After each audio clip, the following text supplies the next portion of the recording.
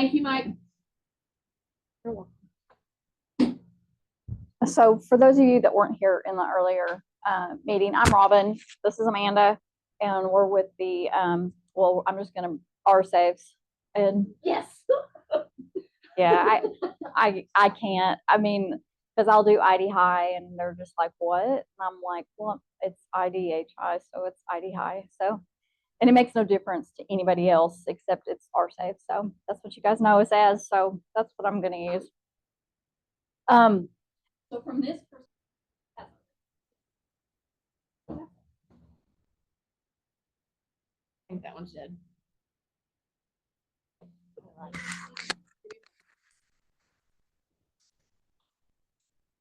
Let's go over again. No. One more time. Robin, Amanda, R-Saves. Okay. So Amanda already went through the EMS portion of this, as far as the importance of initiating code stroke, getting all the information. Last known well time, of course, is, some of your biggest stuff. Like she was talking about anticoagulants.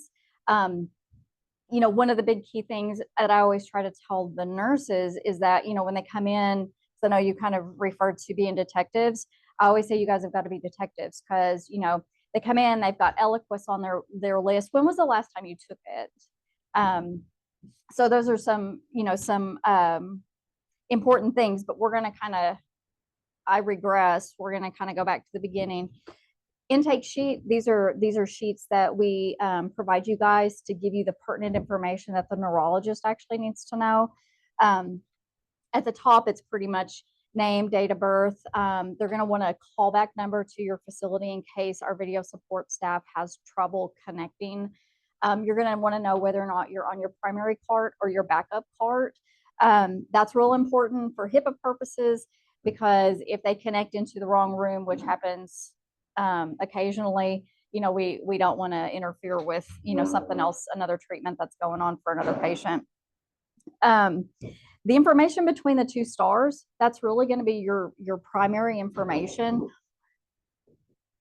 Consents. I know you guys have got folders that have got all your paperwork in it. It's got your consents. It's got this intake sheet.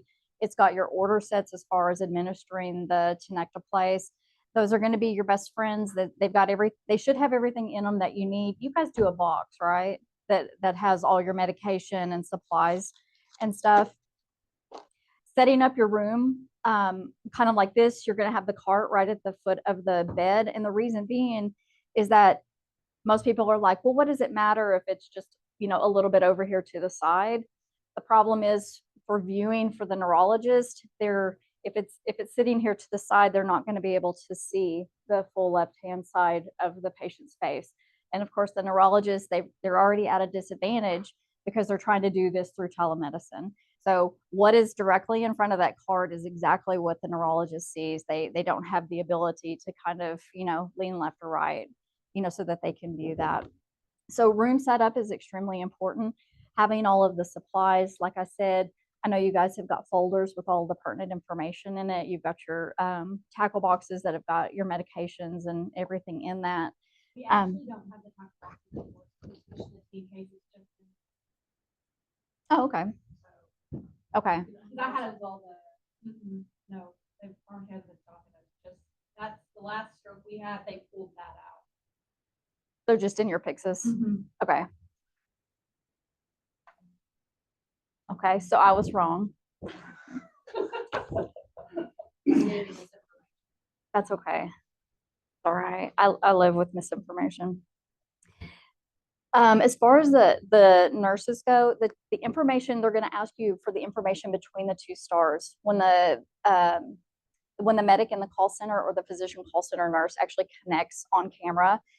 All you guys are having to do is put that cart right at the foot of the bed. Video support does the rest of it. They make that connection automatically. You don't have to do anything with the cart except just put it directly at the foot of the bed. The paperwork that's in your folders, is there still folders? Okay, just making sure. Has got your consents, all your order sets. And so when it comes down to the information between the two stars, you're basically going to read from top to bottom They have to have every bit of that information that's between the two stars before they can actually contact the neurologist. So you're basically going to go through and say, you can condense it as much as possible. All the consents were signed. Verbal consents are absolutely acceptable and actually preferred. It saves time. Unless you've got a second nurse in the room, which sometimes you do, sometimes you don't. And even if you've got family on the side, they can work with the family and get consents. But if you're only dealing with the patient, just do verbal consents, get the signatures later, just because that saves time. And it goes back to what Amanda was saying, 32,000 brain cells a second are dying. So time really is of the essence when you're dealing with these stroke patients.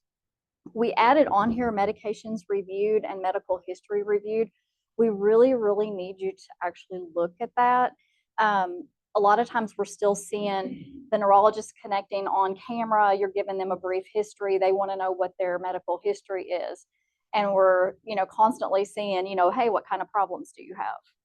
No, you should already know that, the big stuff, like Amanda was saying, the hypertension, diabetes, do they have a history of stroke is extremely important. If they've been having TIAs, that's extremely important to let the neurologist know. Any type of neurotype issues for these patients. Do they have migraines? Do they have seizures? Those are the medications that you're also going to want to know. Do they have gout? Do they have a hangnail, 6 months ago or something like that? Not important. It doesn't need to be relayed. It's just they're really just looking for the big stuff. And like I said, same with medications. Are they on any, the big one is the blood thinners. If they're on, Coumadin, that's not an exclusion. It's really going to be your Eliquis, Xarelto, and Pradaxa are going to be your exclusions. But then we go back to the whole investigative thing. When was the last time you took it? How many patients do you have come in that are non-compliant with their medications? They may have just not been taking it, and they've thrown a clot, which is usually going to be, your AFib patients. Or you may have a patient that has AFib that didn't even know it. And so you're going to be identifying that. But just, a brief history, just make sure that you have reviewed through the medications. Exclusion criteria, that list should also be in your folder. Make sure you glance through that. Usually your big exclusions are going to be the last known well time. Has it already been over that 4.5 hours? If that's the case, then they're going to just make this into usually a phone call versus an actual video consult. And, are they taking any type of anticoagulants? So those are going to be your big things that you're going to look for exclusion to call criteria, or if they've had any type of surgeries in the last, several weeks, the neurologist needs to be made aware of that. Symptom onset, if you've got an onset, that's perfect. If you've, especially, if it was witnessed, but actually having the last known well time is really important. EMS is really good at actually getting that information, or being able to at least come real close to when that was. Finger stick blood sugar, if they come in by ambulance, take what they give you. You don't have to re-stick them to get that for this purpose. Go ahead and take what they give you and just keep on going. Were the symptoms noticed upon awakening?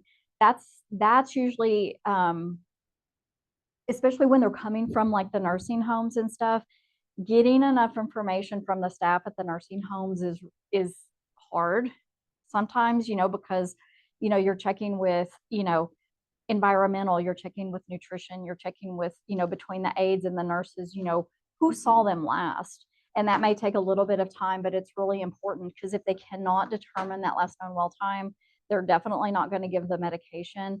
But did they wake up with the symptoms? There's a lot of times that we see that, they laid down at 1 o'clock to just take a nap. And they got up at 2:30 and they had the symptoms. Their last known well time is going to be 1 o'clock because you don't know during that time frame. So once again, doing some investigation as far as, when were they seen normal last is very important. Those patients are going to come in, they're going to go ahead and do the CT, or you guys are able to do CTAs. Are y'all doing them all at the beginning? Okay. So coming in, if they're coming in by EMS, being able to roll on in, go straight to the CT machine, get that done. Somebody's, grabbing blood in the process. and then just a brief description of their symptoms or deficits, right-sided weakness, aphasia, and leave it at that.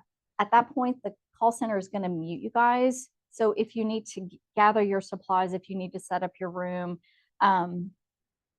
anything else that you need to do in that anywhere between, I'm just going to say 5 to 10 minutes till they can get the neurologist actually on.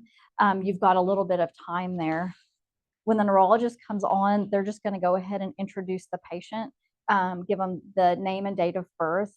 The neurologist is going to ask for a brief medical history, hit the high points, medications, slowly go through the medications, but all they need is the name of the medication. They do not need dosage or frequency with that. So just keep it simple and just try to go through it. If they're on a bunch of like herbal supplements and vitamins, you don't have to tell them that.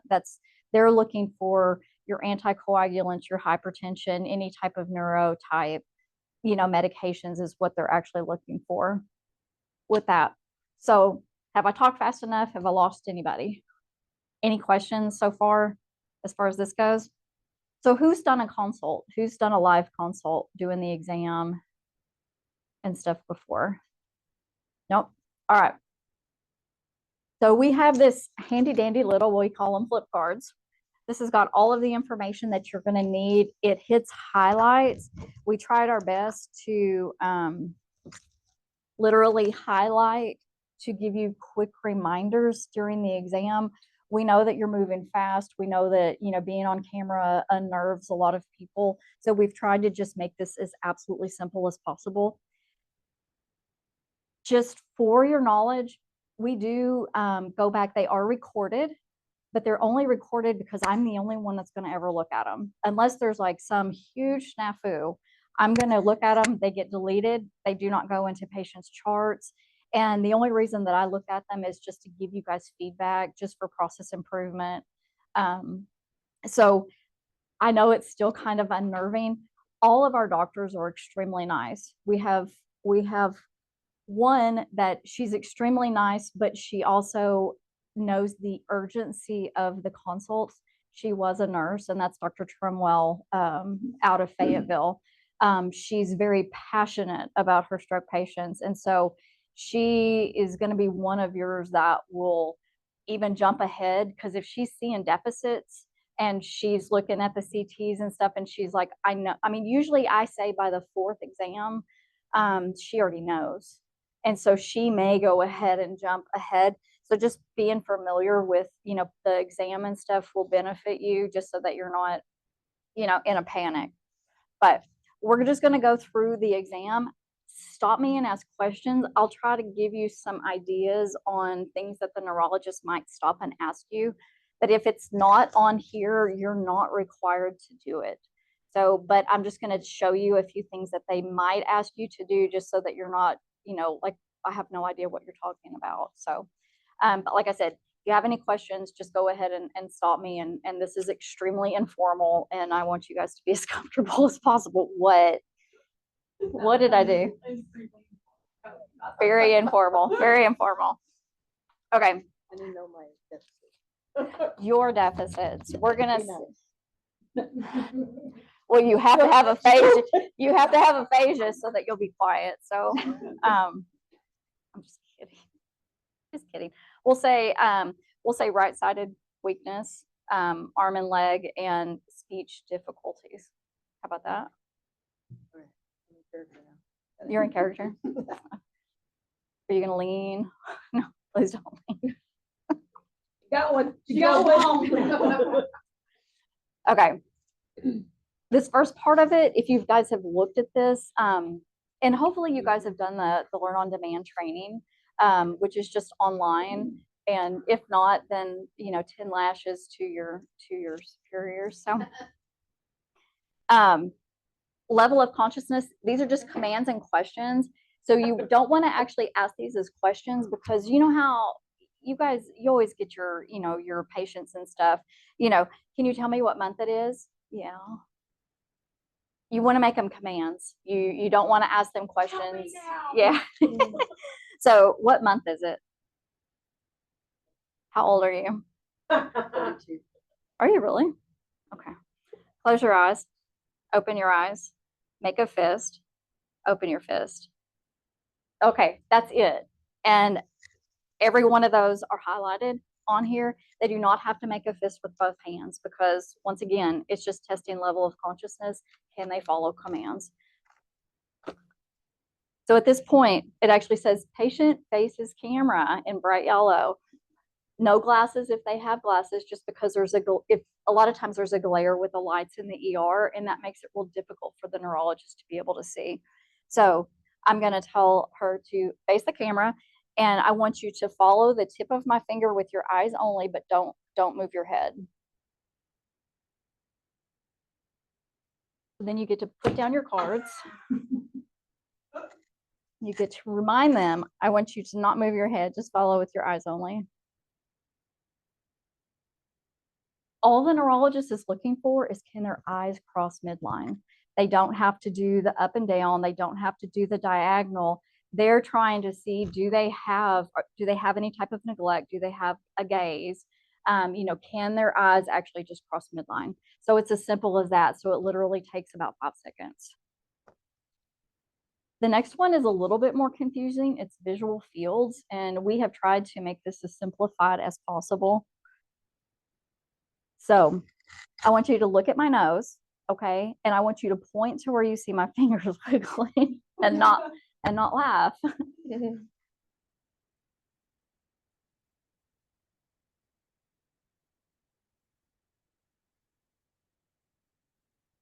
And the reason that we want them to point is because we've just noticed over the years that if they're saying right or left, a lot of times they're going, well, it's my right, but your left. And so then it ends up being confusing as to exactly which side, that they're actually seeing movement.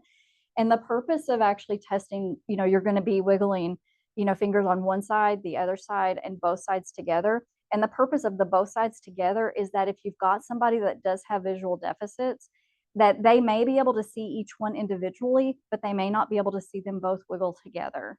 And so it's real important to actually test both individually. And you've got, basically, if you look like you've got a box around your head, and it's literally shoulder width apart are your arms. If she's looking at me and I'm doing this, and she's 85 years old, they already have visual, peripheral vision issues anyway, just because of age. She may not be able to see, and then people are doing this.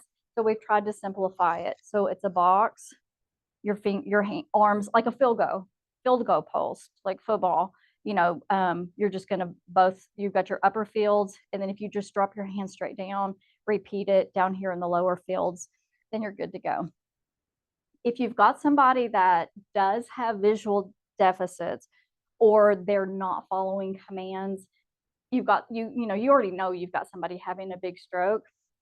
They may tell you to do visual threat.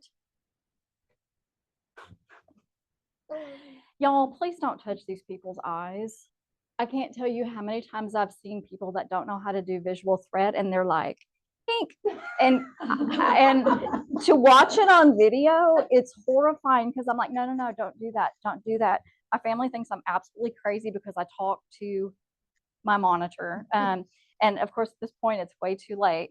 But I mean, it's just coming in from the side, and you're just quickly moving. If you've got somebody else in the room, they can actually do that from the other side. But anything that you can do to see what kind of response that they can get. But if somebody's having a big stroke, a lot of times they're not able to actually do the pointing or following commands. But the neurologist will ask you to do that if they want you to. The next part of the exam is facial palsy. Once again, I just want you to face that camera and make a big smile, raise your eyebrows, and then squeeze your eyes shut. And that's it on that. Most of these are extremely quick little parts of the exam. If a patient is following commands, you can usually get through this whole exam in about 7 minutes. The next piece of this is motor, which is just going to be arm strength and leg strength, unless you can do both at the same time. The arms are going to be held up for 5 seconds a piece. The legs are going to be 10 seconds a piece. The legs are going to be held up for 5 seconds a piece. You want to start with your unaffected side first, preferably. If you don't, is it the end of the world? Yes. No, but that's what they've asked us to do, and that's basically just so that they have a baseline. So we're saying that we've got right-sided deficits, so I'm going to start with the left arm. Y'all do it, put their arm and stuff where you want it to be, and then I want you to have them extend their hands and fingers. And the reason being is that a lot of times if you have somebody if you just say, hold up your arm, a lot of times they're just going to do this, or they're going to do this, just being lazy. This might be a deficit. So if you tell them to extend their hands and fingers, then if they do have a drift in their distal extremity, the neurologist is looking straight at them, so they're able to see that, and they're going to score that differently than they would, if they're able just to hold it like this. You doing good? You're going to count out loud to 10. 1, 1,000, 2, 1,000, 3, 1,000, 10, 1,000. Tell them to put that down, and then help them with both. Oh, we're gonna. I want you to hold this up for 10 seconds, of course. And if you have been, this is one of those things, kind of like you were talking about, you guys are observing the whole time, that from the moment that they've rolled in. If you've been seeing them moving this arm around and they do the whole flop thing, tell them how serious this is. I need you to hold your arm up, and I need you to hold it up for 10 seconds and do that. And if it's Dr. Trimwell, she's going to tell them herself. So if they're not able to, and they are flaccid, just make sure to protect them, that they're not going to hit the side rail on there. So 1, 1,000, 2, 1,000, 10, 1,000. Okay, good job. Now for your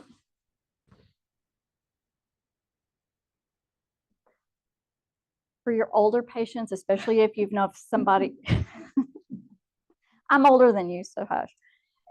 For your older patients, anybody that that already has, if they've had back issues or back surgeries or something like that, or if they're very large, it's a lot easier for you. It doesn't seem like it should be that difficult to raise somebody's, have somebody hold their leg up for 5 seconds, but it really actually is harder than you think it is. But you're going to start with the other side, and it doesn't have to be a foot off the ground. It's just where the neurologist can actually see it. And I want you to hold this up for 5 seconds. 1, 1,000, 2, 1,000, 5. And then you're going to do both sides. 1, 1,000, 2, 1,000, 5, 1,000.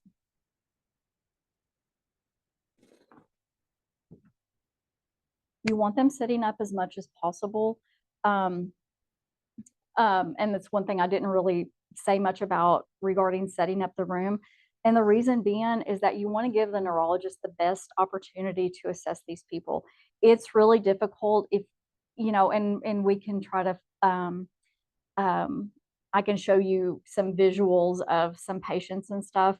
If they're reclined back from the neurologist perspective, they're seeing like under their chin. They can't see if there's symmetry, with their face. They can't see if there's facial droop and stuff like that.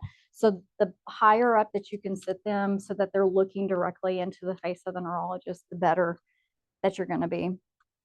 With this, if you have a patient that is actually completely flaccid over here, the neurologist may tell you, can you wiggle your fingers?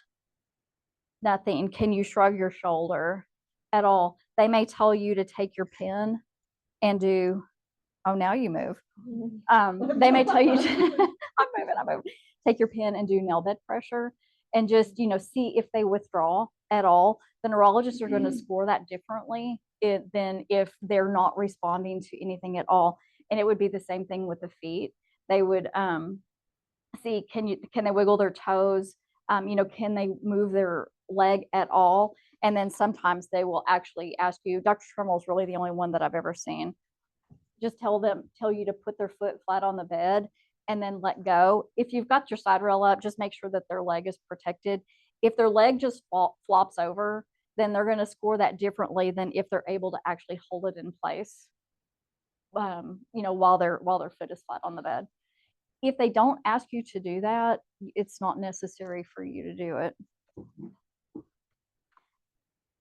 Ataxia.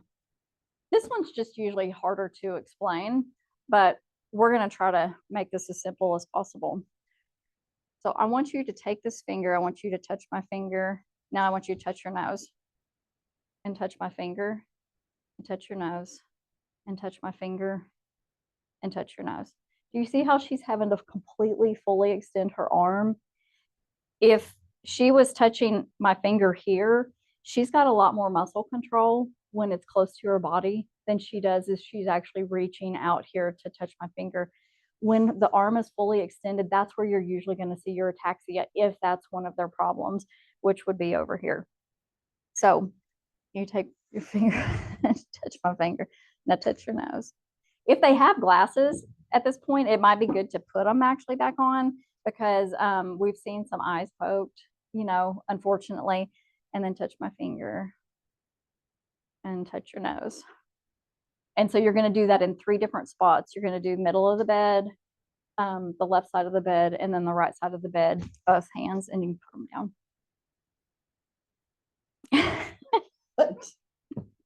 This is one of the first times we've really worked together, so this is fun. The legs, all I can tell you, the easiest thing you can do is to demonstrate it and then put their leg back down on the ground because it's just difficult for them to understand. So I'm gonna bend your knee, put your heel on your shin, run it up and back down, and then put it back down on the bed. Now I want you to do it. And the reason being is that the act of them actually picking up their foot and putting their heel on their shin is where you're going to see the ataxia like you're going to do right now. That's where the neurologist is typically going to see. They're going to have trouble being able to do that. Any questions on any of these so far? No. Oh, good. They do have safety pins. Shirley doesn't know if I'm going to do it or not. I'm not, because I'm not going to fight with that. You actually need to have a safety pin, not a paper clip. And we're not asking you to stab the patient's cheeks. This is going to be an extremely light, very light touch. Now I want to do it.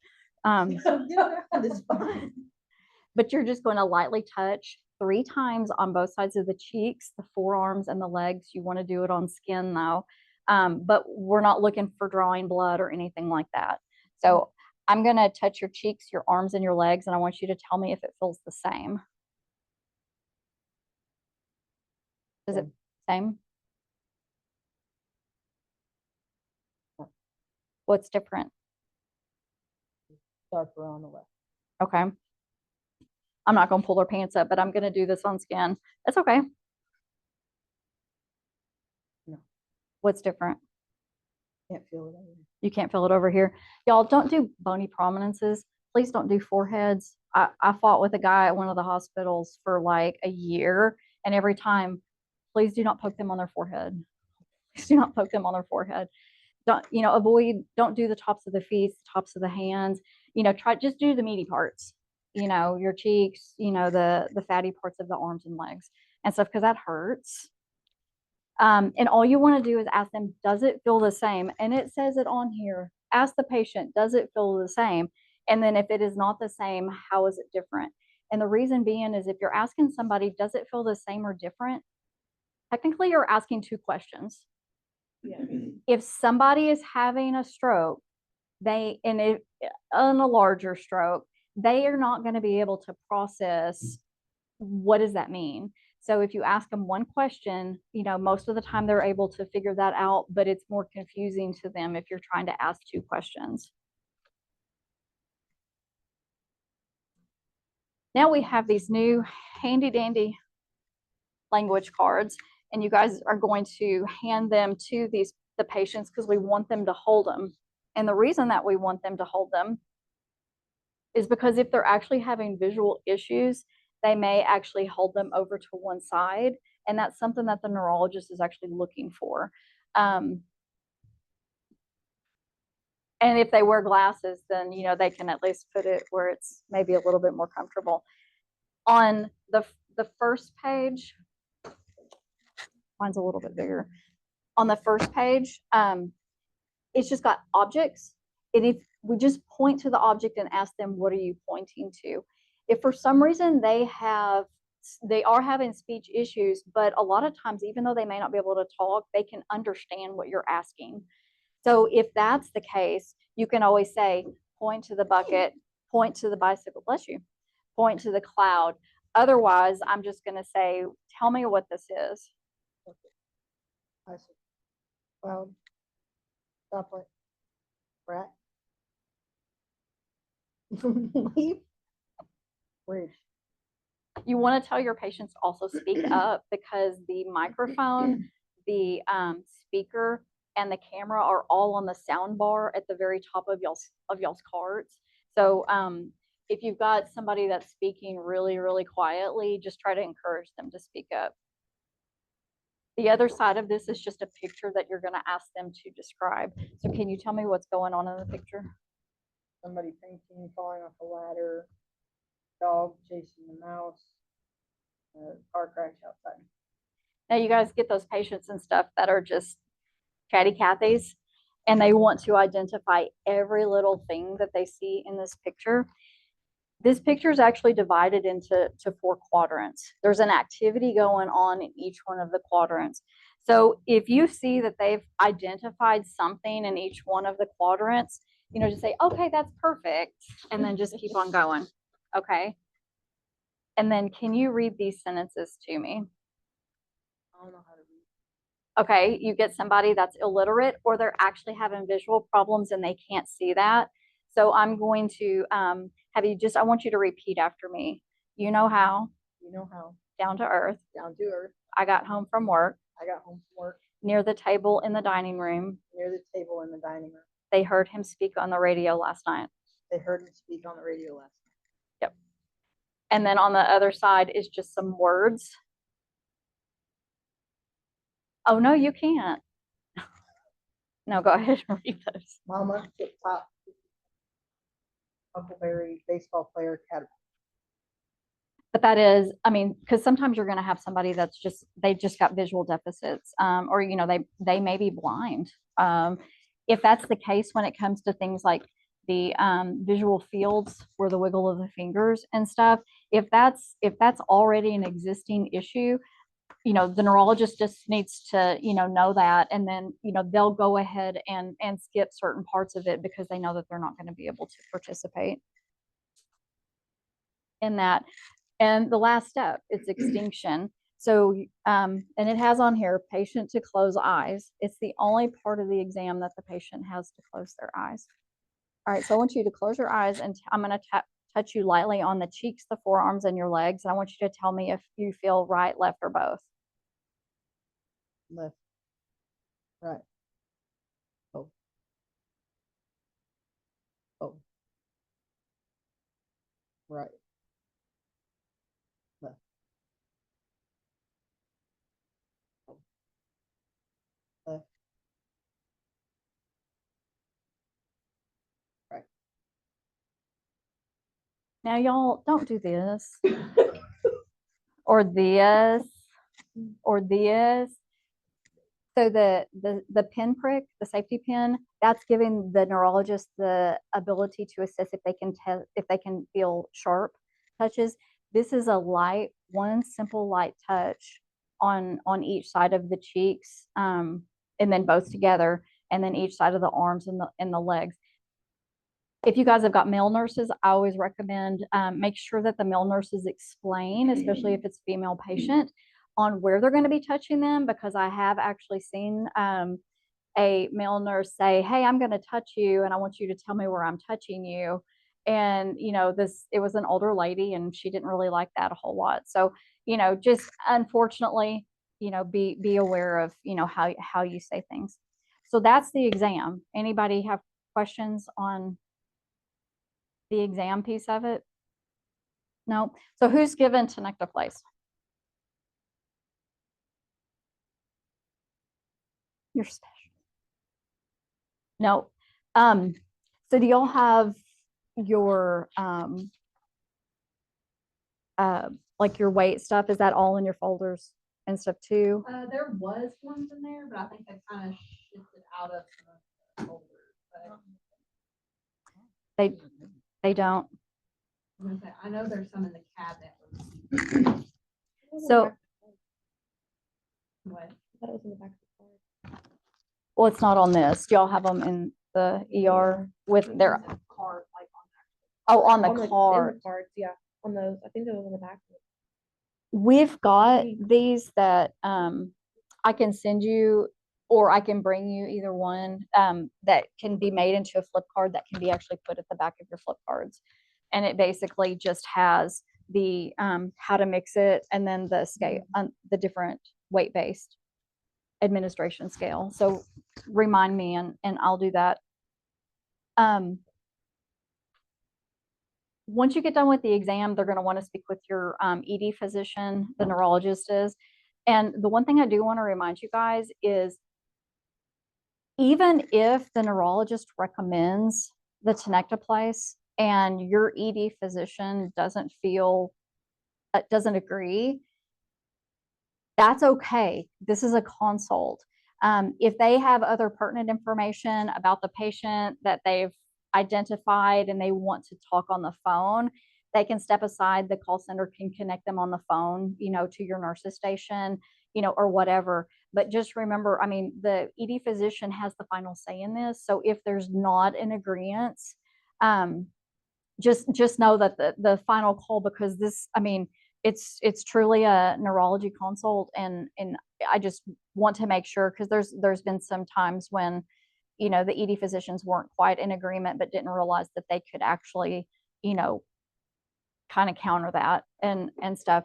But we're going to say everybody agrees the patient's having a devastating stroke, and so multiple things are going to happen really, really fast. So this is where, when you have the ability to have two nurses, or a lot of times you guys will have your doctor in the room that has been kind of helping out and stuff. It's good, just because things are going to happen quick, and you're going to have to be verifying dosages and once you've got your medication and your syringes. So they're going to want the patient weight in kilograms. If it's not in kilograms, somebody will convert it, and so don't stress about that.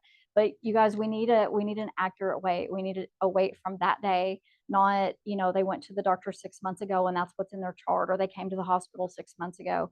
We don't need a stated weight. Since this is a weight-based medication, really need to have an accurate weight, because if you ask me how much I weigh, I am 120 all day long. Okay. So that's very important to have that. They're going to want to verify the medication. If you hold it up and just read off what's on the box, tenecteplase 50 milligrams, that's all they're looking for. They know what the box looks like. And then they're going to want a brand new blood pressure. And then they're going to want to verify the patient's dose. Is it on the lid, that box, the weight and all that? That's a cardiac. This Oh, is, it's cardiac. yeah, this is strictly for MI. So this all just forget anything in the box except the medication, because the dosing is different. The maximum amount that a patient that's having a stroke can actually receive is 25 milligrams, and this is 50. So I'm going to explain to you why we want you to use a 10 mil syringe and a 5 mil syringe. And I thought I had a bigger, there's a chart, and it's actually, it's got patients' weights like less than 60 kilograms, 60 to 69 kilograms, and then the dosing. The maximum that you can give of this medication to a stroke patient is going to be 5 mils or 25 milligrams. So you're going to only at the most use only half.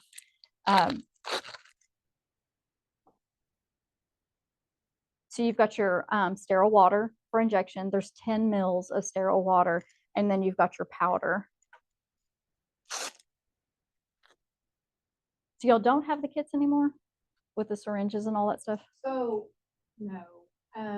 But when you open that box, doesn't it have everything you need in it? Except for the 5 mil Okay, it doesn't syringe. have the 5, okay. Yeah. Well, I lied to you. I Oh. thought it did. Okay. It has a 10 mil syringe in it, but it has a really funky little cap, which, I mean, you'll still get past, but that's okay. So you're going to pull up all 10 mils. Actually, there's a little bit more than 10 mils of sterile water in here. So just make sure that what you're transferring is actually the 10 mils. It's just like the Altaplace. Who gave Altaplace? Anybody? Alteplase, it's still, you don't want to vigorously shake it. You want, because it foams up, and if it starts foaming up, one, you need to wait till the foaming dissipates, which takes a while, and two, it can actually break down the molecular structure of the medication. So you want to pull up your 10 mils. You're going to slowly inject this and just gently swirl. You don't want to vigorously shake this. You just want to gently swirl until it mixes. You're going to get rid of your 10 mil syringe, and then we're going to pretend like this is a 5 mil syringe. You're going to take your 5 mil syringe, and then you're going to draw up your dosage. So we're going to say that we're going to give 3.5 mils, which is 17.5 milligrams on this. I've got another nurse in the room. I'm going to have them verify that that's what I've got pulled up. And the neurologist and the call center medic will actually verify your doses with you, just to make sure that, you know, what they are showing is what you're showing. A lot of people want to take this and actually put it up in front of the camera.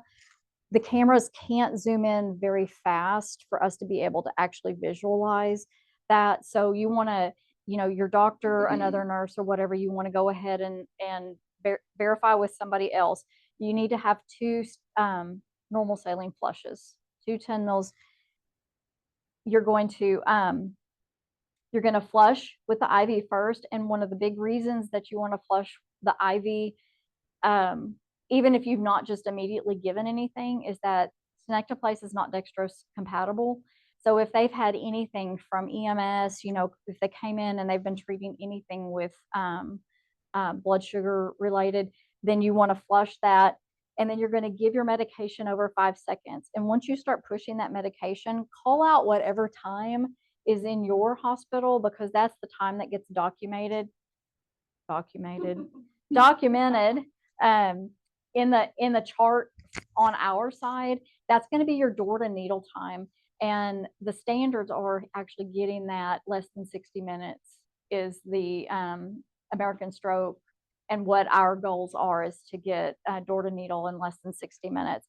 Once you push that medication over 5 seconds, you're going to take your second 10 mil syringe, and you're going to go ahead and flush that in. You're done. Medication's over with. As far as the Alteplase, you know, we used to have to pull out, you had to waste, then you had to, you know, program a pump, and then you had to do an infusion over an hour. And so this is a one and done. So now it's in. If you start having a patient that does start having any type of normal reactions, with Alteplase, you could stop your infusion, go ahead and treat that. Now you're just going to need to just get with your ED physician. You can always call back to the call center, and they can connect you with the neurologist, but they will just, as you would with any other medication, they're going to just treat the symptoms with that. So it's much more simpler as far as mixing, administering. EMS doesn't have to have pumps. They don't have to have drips unless they need a carting drip. And then that brings me back to blood pressure management is so critical. For those of y'all that were in Amanda's class, she talked about the medications. Alteplase or Tenecteplase, they cannot be administered until the patient's blood pressure is less than 185 systolically and 110 diastolically. If they're over those parameters, if you've got an extra hand in the room and they can go ahead and be trying to get that down, at least down into that range, especially if you're thinking they're going to need that medication, go ahead. The only thing is like Amanda said, we don't want to drop it. You know, you don't want to drop it down to that, you know, pretty 120 over 80, because then they're not perfusing. So if you can get it down and keep it around that 180 mark, because that's what you're going to have to keep it at. That's what EMS has got to keep it at for transport. It's got to stay 180 over 105 diastolically once the Tenecteplase has actually been given.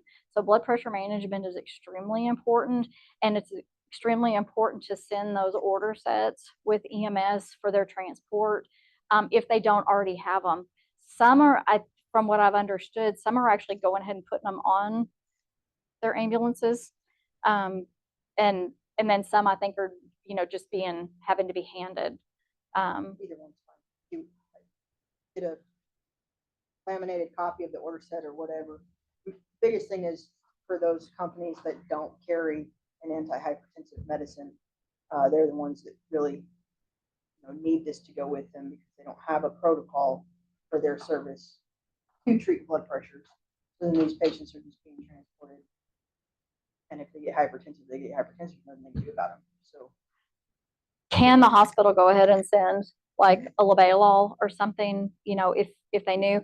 If you've been struggling with a patient's blood pressure and you've had to give medicine, and you finally get it down, get a bag of Cardine and send with EMS, especially if they've got a very long transport time, because if it comes up in the middle of transport, we've been seeing that a lot, that they're arriving at the receiving sites and stuff and their blood pressures are well up above 200. And we've had some instances, of course, of bleeds. And that's what, we want to try to prevent. So, It's always gonna be a long transport time. Our shortest is gonna be 45. right. So, I mean, so if you've been fighting with somebody's blood pressure the whole time that they've been in the ER and stuff, do them a favor and just go ahead and send a bag of Cardine for them to use en route. Oh, What? when I taught and I was teaching about the carding before, not with this group, but some of it was the EMS services weren't familiar with carding. They don't know how to titrate it. Is that an issue or something that you guys would need education on? We would need education on. Okay. Okay. Do y'all have carding on the truck? No. Labetalol? Labetalol, yes. Labetalol. Okay. Well, at least that's something. Something. Yeah. But some of these, I mean, the other thing that I can say is I've sat and watched, the neurologist give 10 labetalol, 2-3 minutes later, give 10 labetalol, 2-3 minutes later, give 10 labetalol. We'll go ahead and give 10 hydralazine. Then another 10 hydralazine. And, and it's just like, okay, well, then they finally get it down, below that 185/110, they go ahead and give the medication, and then neurologist is gone. Y'all have got to watch these patients because they're going to just keep going down. Yeah. And they can't because I mean they're still their body's still trying to perfuse. So if you've got somebody that you've been giving a ton of antihypertensive medications, you need to really, really watch them while they're still in the ER, and EMS needs to really watch them so that they don't get too low. And I mean, you may have to, give some fluids or something to help, try to bring that up. So, that's one thing that we've been kind of looking at, that we're trying to address. Is there a preference on fluids? I'm assuming normal saline. Probably, yeah. Yeah. But, so any questions about the medication? No, but sending that, there's an EMS order set. Is that in y'all's binder or your, All the order sets are, except for, like ICU? well, no, the T, or sorry, All the places. yeah. Okay. Goes out. Okay. Sending that order set with EMS, one, it gives them the parameters that their blood pressure needs to stay within. It also gives them the phone number to the call center. So if that patient started declining or having other issues while in transport, you can call the call center. They'll connect you right back with that neurologist. You can let them know what's going on, and they will tell you what you need to do at that point. So that's the second. So it's kind of a twofold of making sure that those order sets go with you guys. So that's kind of one of our newer goals of trying to make sure that, that those are being sent out. So, of course, the call center will help you guys get these patients transported, hopefully sooner than later. And what am I forgetting? Y'all have any questions? No extra sticks. That's right. Yeah, since it's just a one push medicine. I mean, if you don't have a second IV, I mean, as long as it's working okay, then I mean, you don't have to get a second IV. So that's nice. No questions. Well, thank you guys.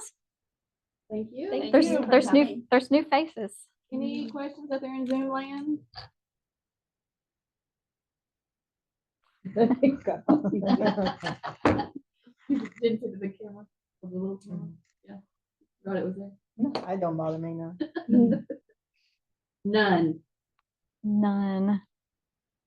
Well, I know that my card used to be sitting up there. I don't know if it still is or not.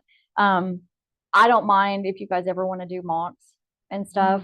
You know, if you get some quiet time or whatever, even on weekends and stuff, if you want to go through it and stuff, if you can't get through to the call center or if you just don't want to mess with the call center, that they'll give you my phone. You can text or call, either one, as long as I'm home and I've got my computer with me.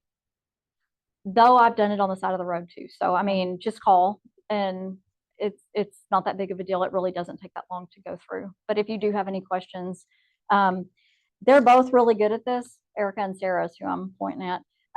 They're both really good as far as the exam and the whole process and stuff like that. So I mean, they're really a good resource for you guys too. But if we can ever be of help, please let us know. So y'all have a great day. Do you have a card where I can get a hold of you this summer? Are y'all gonna be in here like after this? No. Okay. I've got, I was wanting to have Nikki come down or have Robin as friends. Is that okay if we use this room? Yeah, my next presenter's sick, so we're gonna be leaving early today. David Martin said a statement, from my experience, medics don't be afraid to call and speak with the receiving neuro. I once spoke with the receiving every 15 minutes per their orders for a while. Yeah, especially if they get in the middle of transport and, you know, they do have a patient that's, you know, having issues or blood pressure is up. Absolutely. Because I mean, our neurologists are available 24/7. So, you know, they can either call, I mean, if they already know where they're, or who's accepting and they want to call them, that's fine. Or they can call our vascular neurologist and they'll talk with them and help them out, you know, with any of that. Absolutely. Well, my guys, you're good. Y'all have a good day. Thank you.